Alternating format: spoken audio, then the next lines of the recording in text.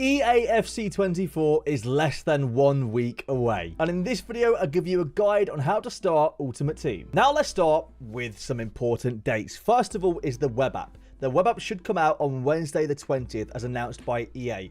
Now, time-wise, it's usually between 5 and 10 p.m. I'll give you that really broad window because with EA, it's been different most years. They aim for it to be around 6 p.m, but knowing EA, they can't really handle the traffic sometimes, so we guess around 5 to 10 p.m. But they sometimes do what's called a soft launch, which is a launch of the web app without announcing it on socials, without announcing it to the masses, so the people that are just checking by chance can get on early and test the servers without having an extreme overload of a bunch of people. So it could potentially soft launch around midday, who knows. We're going to be basically checking all day, I think. Quickly following after, we have got the companion app, which is the phone app. That's coming out on September 21st. Now, most of the time, that is anywhere from the morning to the afternoon. You just have to check your app store and completely refresh it every time that you want to check. But that should come out the day after, as announced by EA. And then the day after that, we have EA Play Access and the Ultimate Edition release. Now, if you've pre-ordered the Ultimate Edition of the game, or you have EA Play,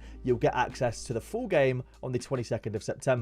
If you've got the Ultimate Edition, you have limitless access. The full game is effectively out for you straight away. If you're on EA Play and you've only got the standard edition, you only get 10 hours. It's like the previous early access in previous years. However, this year is a bit different because Ultimate Edition just gets the full game early. I believe if you're on PC, you also get the full game early if you've got EA Play Pro. It's like a £15 a month membership. If you've got that, you also get the full game on September 22nd. And if you pre-order the standard edition and you only get the standard edition, you'll get full access to the game on September 29th. They're the most important dates for you regarding the game release. All right, the info out the way. Let's have a look at the first thing we're talking about today, which is your welcome back packs. Now, last year I received 4 80 plus gold player packs. So it's a gold player pack with 1 rare card, 80 plus or higher, as well as a stadium starter pack and 2 gold packs. So that's what we received last year. If you played the game before, I want to say July, you receive the pre-order bonuses. But if you've just made a new account last week, you probably don't receive them.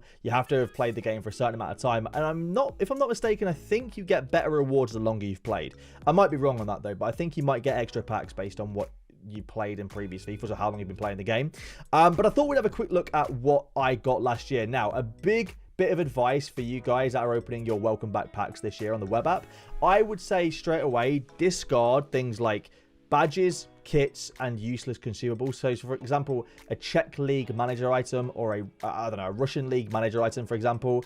These things aren't going to sell and there's no point you having them, but what you can do is discard them to build up a small coin balance to potentially use on players that might be cheaper when you're on the web app, because obviously people don't have the game, so people don't have coins, so people can't buy players regardless of what their value should be. People can't go and drop 1 million coins on an Mbappe. But what you'll have is idiots that will list these cards up. By the way, don't list your expensive cards up straight away. People will list these cards up for some reason straight away. Maybe it's out of excitement, I'm not entirely sure, and they'll just sell their cards for insanely cheap to people that have a small amount of coins, because either they've got lucky with a few informs, or they've just discarded their consumables, or maybe traded with gold cards to get a good coin balance. I will say though, make sure to hold on to gold cards, especially ones that are from major leagues and obscure nations or vice versa, because often we get the advanced SBCs, and those cards are either extremely important in the advanced SBCs or they sell for quite a bit on the market, given the fact you need them to complete certain hybrid league and nation SBCs. Now, if you are able to build up a small coin balance, maybe you get an inform or 2 in one of your packs and discard them. Maybe you just have a bunch of gold cards you can quick sell. I would look to put your coins into what you think are going to be meta players for the start of the game, like the full release of the game, because often they're a lot cheaper on the web app before the start of the game is actually out, before the game is released, and you can sell them for a lot more when people finally get packs opened and they actually get coins to buy these cards. An example I'll use from last year, I advised people to buy Hakimi last year. On the web app, he was about 20k, which might seem like a lot of coins, but most people had around 20k on the web app last year that opened their welcome backpacks. And you can see on Footbin last year, actually, he peaked around the release of the game at 60 to 70,000 coins. So if you'd have picked up just one, you're making 50k profit right there. I'm not going to sit here and give you a bunch of players to go and buy on the web app. I think you guys can go and check that yourselves. You know what players are meta. You know what people are going to be looking for. So I would say if you do find any decent deals, don't be afraid to pull the trigger. It's very rare a meta card will go down in price from the web app to the real game release. The only ones I would say to avoid are the really heavily advertised ones by major accounts. So if you're on Twitter and you're seeing huge traders say, go and buy this guy and this guy and this guy, a lot of the time they actually get over invested in and the profits aren't so large. So I would say try and find your own hidden gems if you can. Now let's talk about your pre-order FIFA points. If you pre-order the Ultimate Edition, you've got 4,600 FIFA points to spend when the game comes out. Now they will be on your account the moment you load Ultimate Team for the first time on your console. They won't be there on the web app or the companion app. So do not fear if your FIFA points aren't there on September 20th. They'll be there on September 22nd when you load the game up. So I did a video last year calculating how many coins you can get from around 12k FIFA points. And obviously most of you probably won't have that. You'll have the 4.6k FIFA points unless you're spending your own money.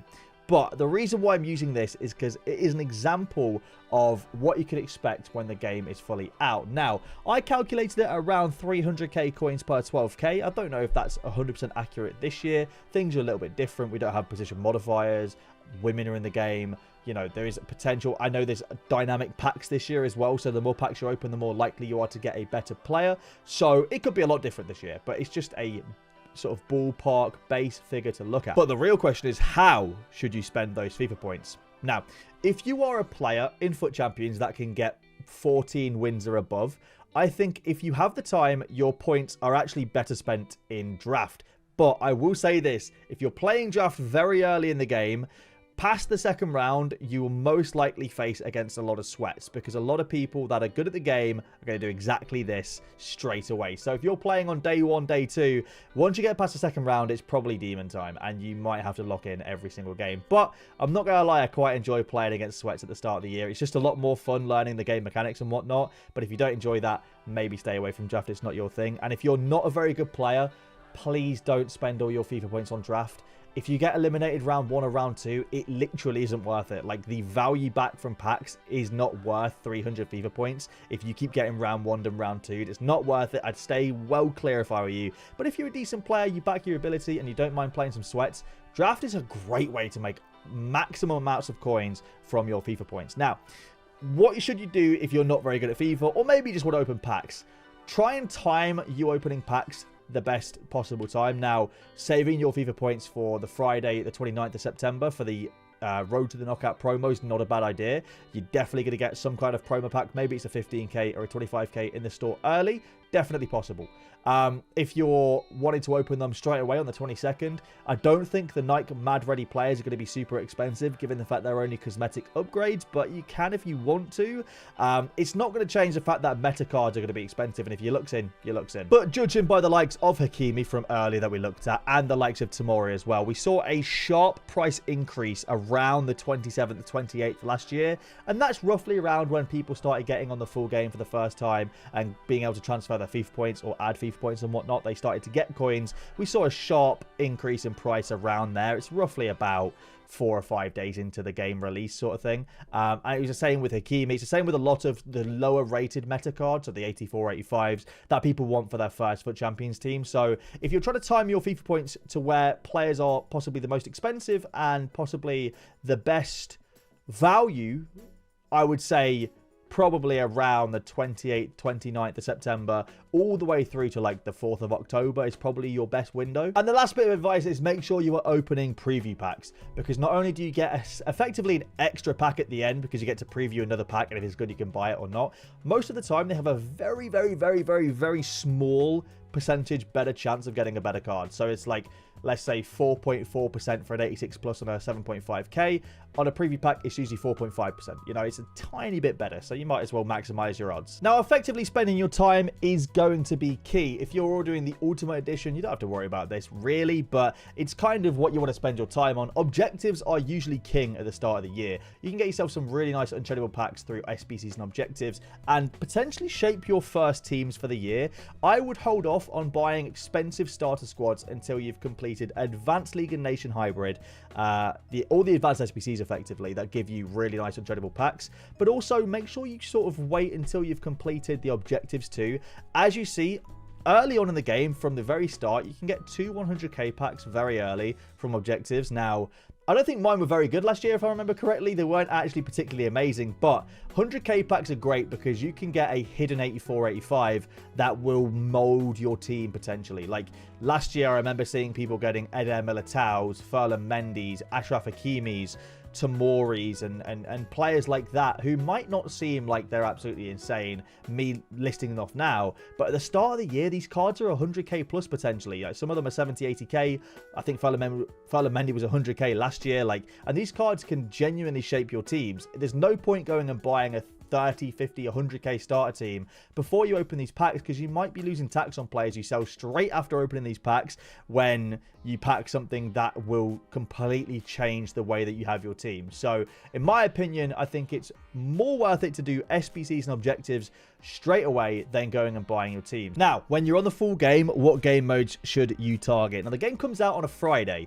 Squad Battle Rewards come out on a Sunday morning. Now, I know Squad Battles is mundane and boring, and I know you're watching Div Rival Rewards on the screen. I know these aren't Squad Battle Rewards. I just wanted to show you guys what the Div Rival Rewards look like from last year. But spending Friday and Saturday and potentially Sunday morning playing some squad battles could genuinely help build your starter teams and build your ultimate team out early on. Given the fact that they do come out on a Sunday, you can potentially go on Friday. Maybe you get on the game on Friday night, or you get on the game after school on Friday afternoon. Playing even 10 to 15 squad battle games, which sounds like a lot, I know, but when you're learning a new game, it's actually not the most mundane and boring thing in the world, and squad battles are now 4-minute halves, so it's a little bit quicker. You can have some decent packs on Sunday morning, and going into Sunday morning having a nice little boost, a nice little cash injection. I've seen people get genuinely really nice cards from Squad Battle Rewards. I believe most of them are tradable as well, if I'm not mistaken. I might be wrong on that. They might have made Squad Battles untradeable, but I'm pretty sure Squad Battles are tradable. Here's a really good video from Jubaru from last year. These are the first Squad Battle Rewards he opened of last year. I believe he got Elite. I'm not entirely sure how many games he would have played for Elite 1 Squad Battles, but he got himself 2 50k packs and 26,000 coins, which again, probably doesn't sound like a lot because we've just come from 85 × 10 Simulator in FIFA 23. But in FC24, like, that's a really nice injection into your club. And we'll see right now. Were they tradable? Kunde's a huge pull. They were untradeable, sadly. That's quite annoying. I forgot that they made them untradeable. But that's still a really nice pack to get at the start of the game, and a really nice card to have in your team, Kunde. Obviously, you're not going to get Kunde. Let's just make that clear. I'm just saying, like, you could get lucky and get something quite nice. I think it's worth playing squad battles. I think it's worth investing the time. And on a Sunday morning, you'll probably thank yourself that you did invest a little bit of time into squad battles, even if you just play like 5 or 10 games and get yourself a gold rank. The very last thing I'm going to talk about in this video is FUT Champions, and my advice when it comes to FUT Champs at the start of the year. It is actually kind of daunting, I feel like, sometimes with FUT Champions to either enter it too early or not to enter it when it's too early if you get the points super early. From my experience, usually it's actually quite a balanced crop of players at the start of the game in FUT Champions qualifiers, so I wouldn't worry too much about that. Don't stress about qualifying. But I think FUT Champions is actually a really good opportunity to make coins, because with FUT Champions, not only are you going to make coins from the rewards, but typically players' prices just go slowly up in a graph until FUT Champions. And the first FUT Champions of the year is usually week 1 or week 2 of the game being out. So it's a good opportunity to make some coins if you have some meta players in your squad for qualifying. And also you can get some coins from rewards. So in my opinion, try and make sure you qualify for FUT Champions early on. I know it's so easier said than done. It's not exactly, it probably sounds silly getting advice like, hey, go and do that thing that's actually quite difficult. But I just think that FUT Champions is actually a really good opportunity to make coins early on. And although they are scrapping red picks, I know it sounds awful. They're scrapping red picks for equal value rewards. I don't know what that even means. I still think that FUT Champs would be a great opportunity to make some coins. I'm going to leave you with some of the really important information for FC24 from the recent pitch notes, which is that, like I just said, red picks are no longer going to be FUT Champions rewards. They're going to be replaced with an equivalent value in-game. Again, I'm not entirely sure what that means. And they will be featured during select campaigns and seasons, whatever that means from EA. They're being deliberately vague on that, but Ultimate Team rewards, Ultimate Team FUT Champion rewards will be refreshed throughout the year to make them feel more relevant to what's going on during the game. So I'm guessing that means that we're going to get promo cards in rewards, which I'm actually quite excited about. And as I said earlier, squad battles are now 4-minute halves, reduced from 6 minutes. And the games that count towards your weekly rank are actually reduced from 40 to 32, which means that you will have to play less games in order to get a rank, basically, which is really, really nice. And of course, as they said earlier, squad battles, rivals, and champions will now feature weekly seasonal XP rewards to help you climb seasonal XP quicker. And the last thing is, and this one's a bit annoying if you're a PC player, and I'm really sorry to break this news if you didn't already know and you're a PC player. PC market is actually only PC and Epic Games together. Nintendo Switch has got its own market.